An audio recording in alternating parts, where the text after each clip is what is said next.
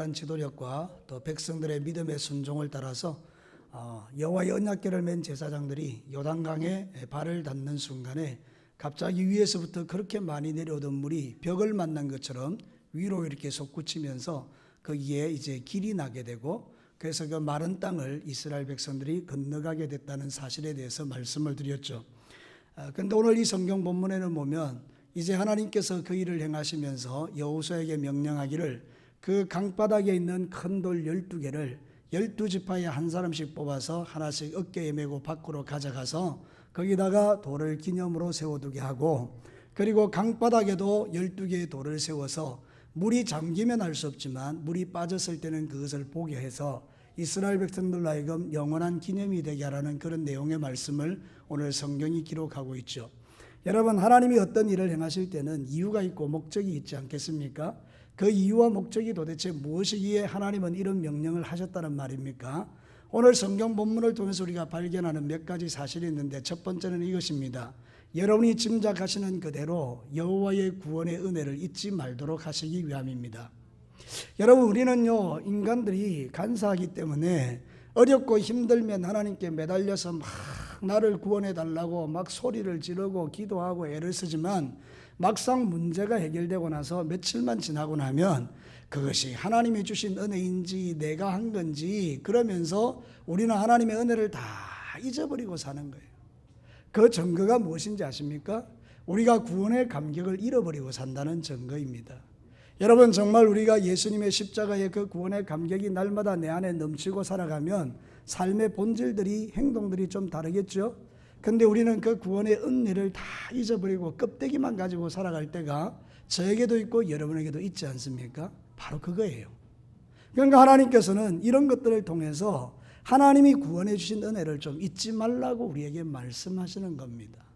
제가 예전에 진주에 있었을 때에 그때는 부활절 예배를 새벽에 했거든요. 되게 추웠던 날로 기억해요. 난강변에서 강바람이 쌩쌩 부는데 신평로 교회 부산에 김태우라는 목사님이 오셔서 말씀을 전가하면서 자기 교회에서 있었던 이야기를 해 주시더라고요.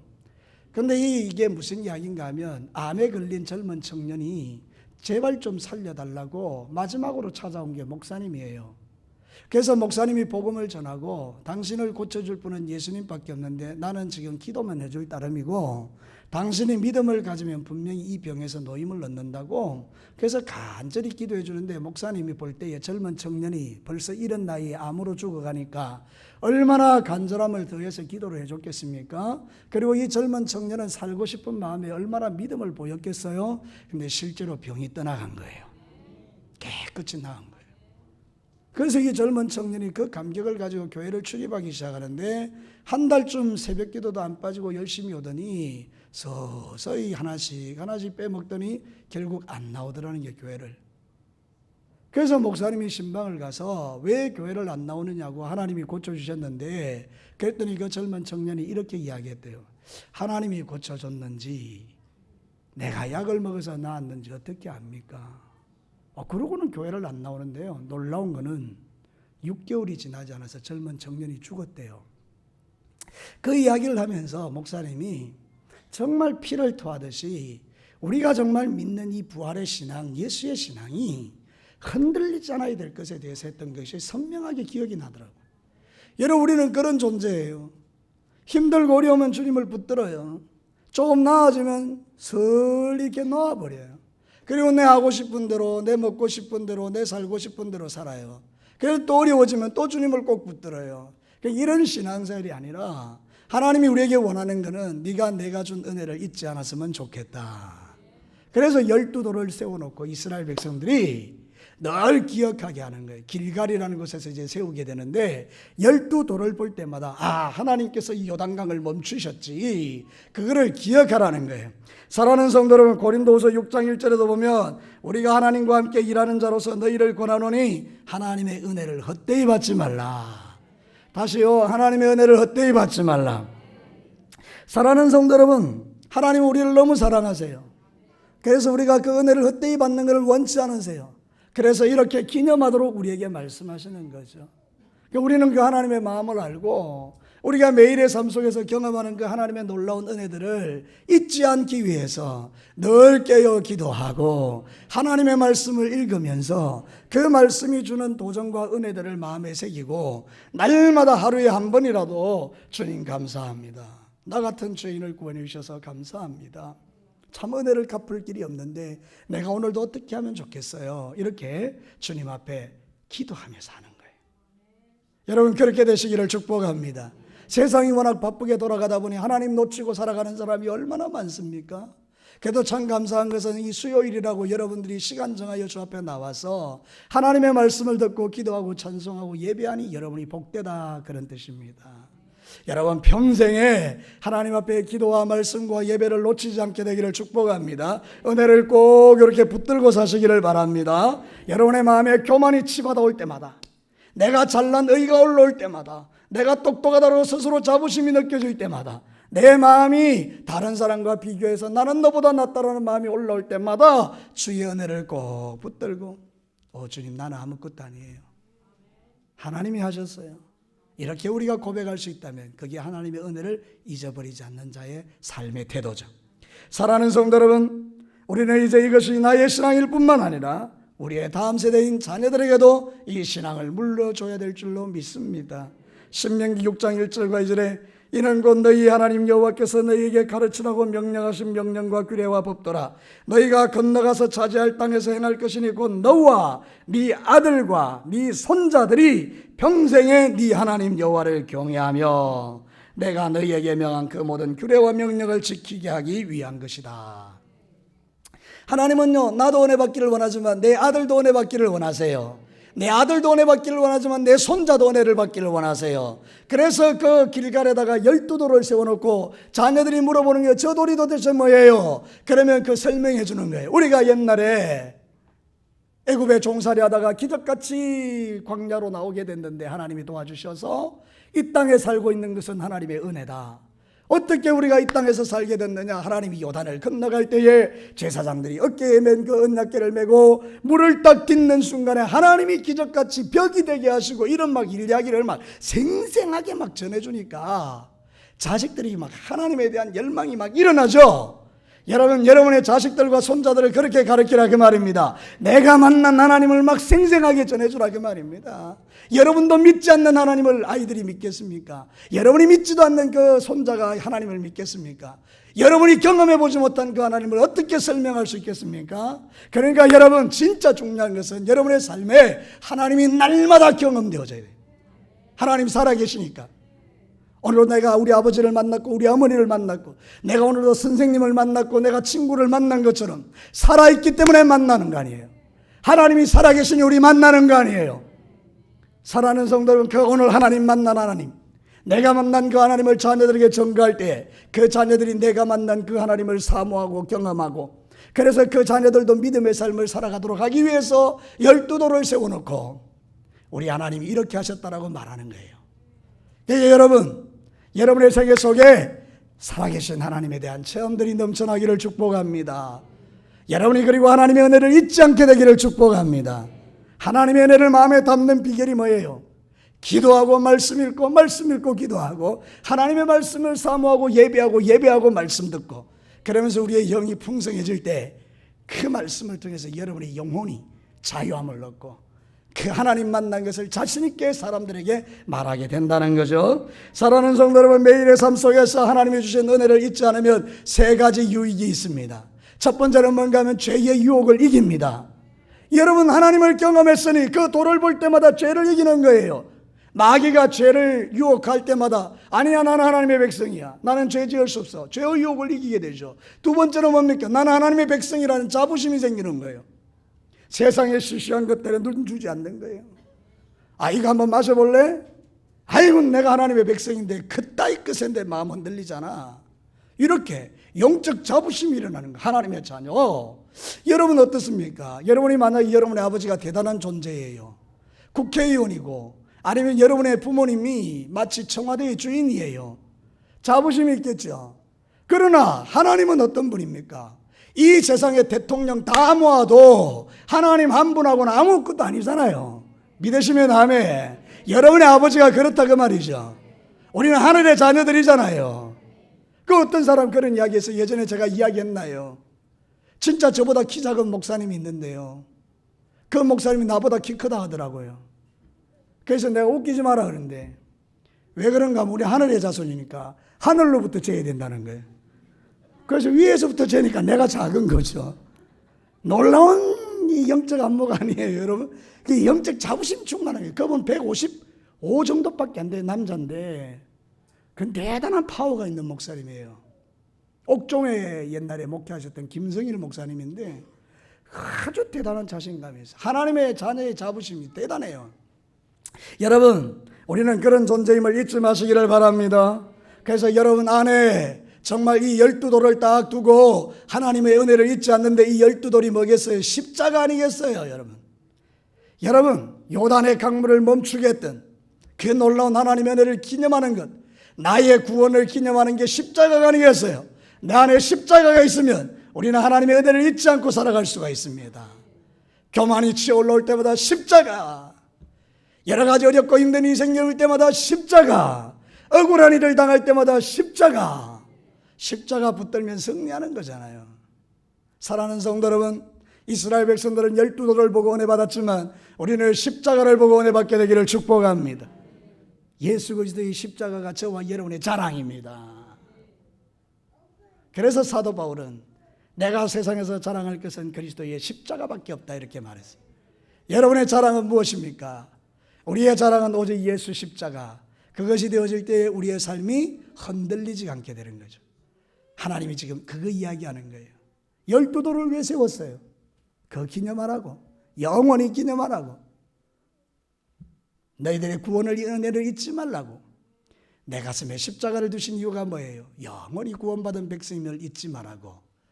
그래서 우리는 영적 자부심을 갖는 거예요. 그리고 뭡니까? 내 안에 그런 어떤 하나님의 은혜를 잊지 아니하면 어떤 어려움이 와도요, 하나님께 기도할 수 있는 그런 은혜를 입는 거예요. 제가 3가지 유익을 이야기했죠. 죄로부터 이길 수 있고요, 그리고 우리의 삶 가운데서 하나님이 공급하시는 그 놀라운 은혜로 구원받은 하나님의 백성의 그런 자부심을 갖고 살게 되고, 어려운 문제가 생길 때마다 하나님 앞에 돌파할 수 있는 힘이 생기거든요. 그러니까 여러분, 하나님의 은혜를 잊지 않게 되기를 축복합니다.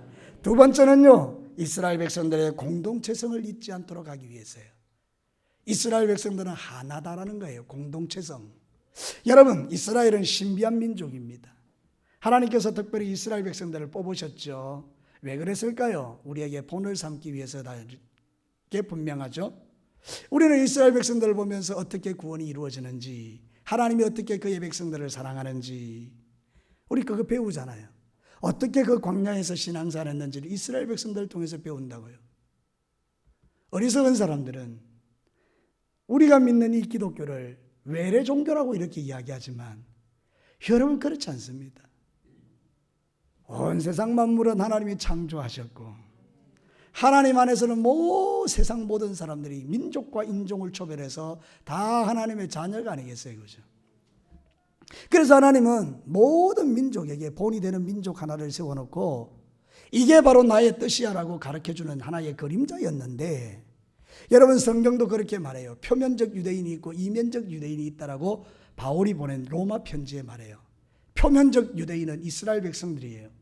이면적 유대인은 예수 믿고 구원받은 저희들이에요. 그러니까 여러분, 이스라엘이라는 나라는 우리에게 하나의 그림을 보여주는 거잖아요, 그죠? 그러면 하나님께서 12돌을 세워놓고 12지파에게 하나씩 가져오라 해가지고 세운 이유가 뭡니까? 너희는 하나다라는 거예요.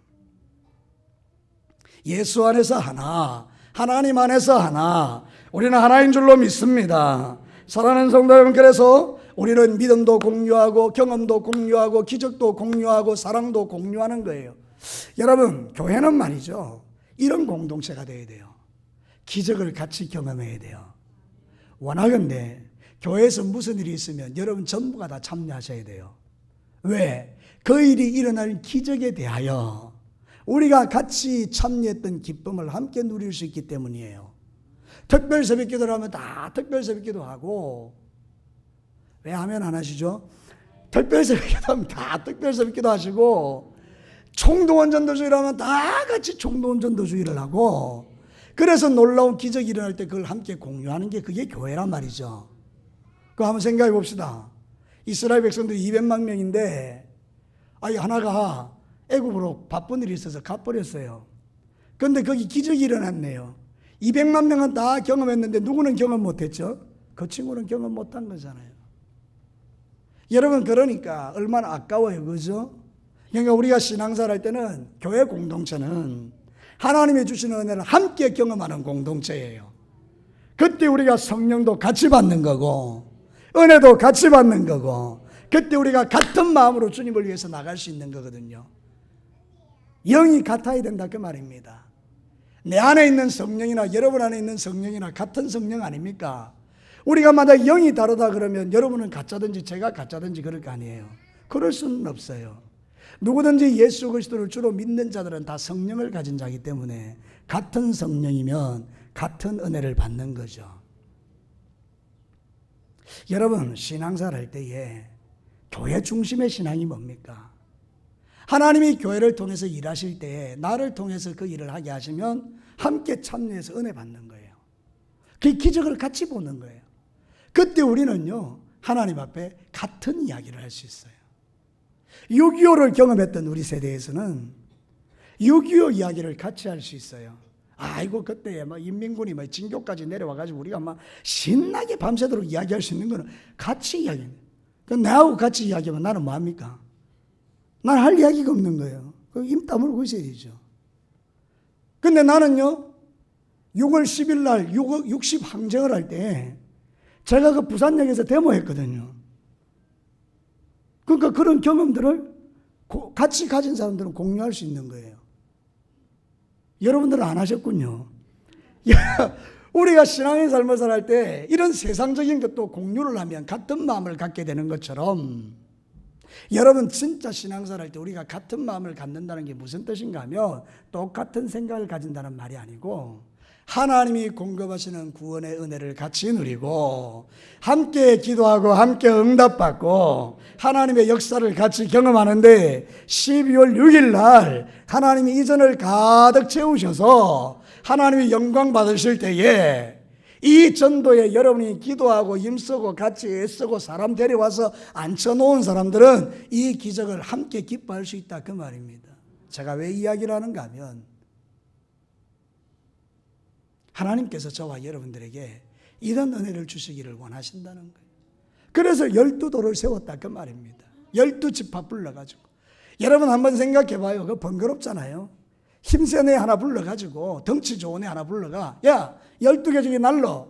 그러면 걔가 12개 날라버리면 되는 건데 지파마다 한 사람씩 불러내가지고 어깨에 매라 그러고 그 돌을 가져가라 그래서 12개를 세우는 게 번거롭잖아요. 하나님의 일하는 방식은 좀 그렇습니다. 우리의 모든 성도들이 다 똑같이 은혜를 받기를 원하세요. 우리 진교교회가 사랑 안에서 하나 되기를 축복합니다. 성령 안에서 하나 되기를 축복합니다. 제 이야기가 아니고 성경이에요. 에베소서 4장 2절과 4절에 모든 겸손과 온유로 하고 오래 참음과 사랑 가운데서 서로 용납하고 평안에 매는 줄로 성령이 하나 되게 하신 것을 힘써 지키라. 성령이 하나 되게 하신 것을 힘써 지키라. 하나 되게 하지 못하는 것은 뭐예요? 성령이 하게 하신 것을 반대하는 거니까 성령을 회방하는 것이 될 것이고, 성령이 하나 되게 하신 것을 하게 하는 사람들은 성령의 사역을 하는 거니까, 여러분 우리가 신앙생활 할 때에 성령이 내 안에 계시면 하나님이 원하는 일들을 하셔야 되거든요.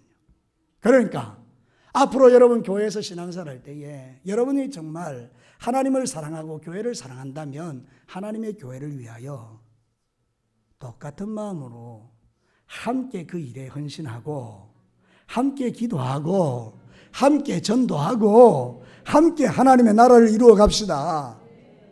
그때 하나님이 영광 받으시잖아요.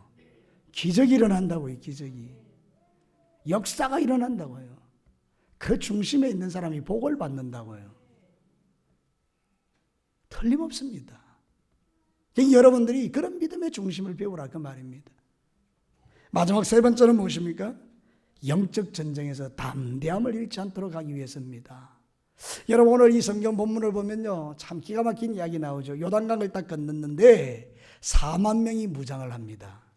르우벤 지파, 갓 지파, 므낫세 반 지파, 이들이 칼을 차고 여리고 평지에 섭니다. 뭐 하기 위해서? 전쟁하기 위해서. 여러분 생각해 보세요. 가나안 땅은 젖과 꿀이 흐르는 땅입니다. 하나님이 약속하신 땅입니다. 인간적으로 생각해 보면 전쟁이 필요 없는 것 같죠. 근데 그 땅에 전쟁하러 들어갑니다. 하나님의 축복을, 약속을 소유하기 위하여 희생을 각오하는 거잖아요. 요단을 걷는 것은 행복하기 위해서 걷는 것이 아니라 요단을 걷는 것이 전쟁하기 위함이네요. 여러분, 전쟁은 위험한 거예요. 두려운 거예요. 떨리는 거예요. 전쟁이라는 것은요, 내가 죽어야 되는 거예요. 그런데 지금 이 이스라엘 백성들이 요단을 걷는 다음에 4만 명이 무장합니다. 전쟁하기 위해서. 오늘 성경 본문이 그렇게 말합니다. 13절에 무장한 4만 명가량이 여호와 앞에 건너가 싸우려고 여리고 평지에 서니라. 사랑하는 성도 여러분, 아시겠습니까? 하나님께서 우리에게 요단을 건너게 하셔서 12돌을 딱 세우신 이유는 뭔가? 내가 너희들과 함께 할 거야.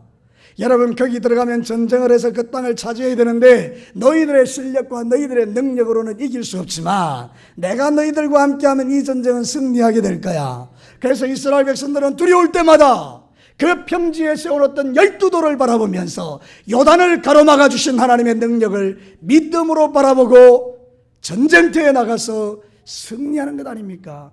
여러분 생각해봐요. 여리고를 이거 돌았던 이유가 뭘까요? 그들이 기적에 대한 경험이 있기 때문이에요.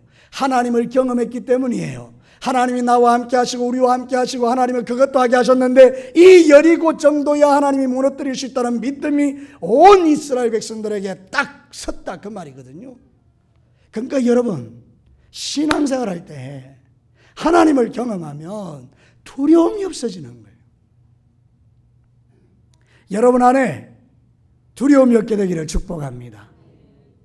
이스라엘 백성들이 12돌을 생각하니 마음에 담대함이 일어나는 거예요. 전쟁에 두렵지 않은 거예요. 하나님 우리와 함께 하신다. 여러분, 민수기 14장 8절과 9절에 보면 여호수아와 갈렙이 가졌던 놀라운 믿음을 이야기하는데, 여호와께서 우리를 기뻐하시면 우리를 그 땅으로 인도하여 들이시고 그 땅을 우리에게 주시리라. 이는 과연 젖과 꿀이 흐르는 땅이니라. 다만 여호와를 거역하지는 말라.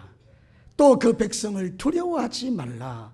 그들은 우리의 먹이라. 그들의 보호자는 그들에게서 떠났고 여호와는 우리와 함께 하시느니라. 여호와는 우리와 함께 하시느니라. 그들을 두려워하지 말라. 여러분, 구원받았다는 것은 비단길이 열렸다는 뜻이 아닙니다. 하나님께서 여러분을 구원하시고 한 번도 고난받지 않도록 여러분을 포대기에 싸가지고 천국 갈 때까지 주님이 품에 안으시고 그렇게 여러분이 상처받지 않도록 걸어가게 하시는 길이 아니라 그 말입니다.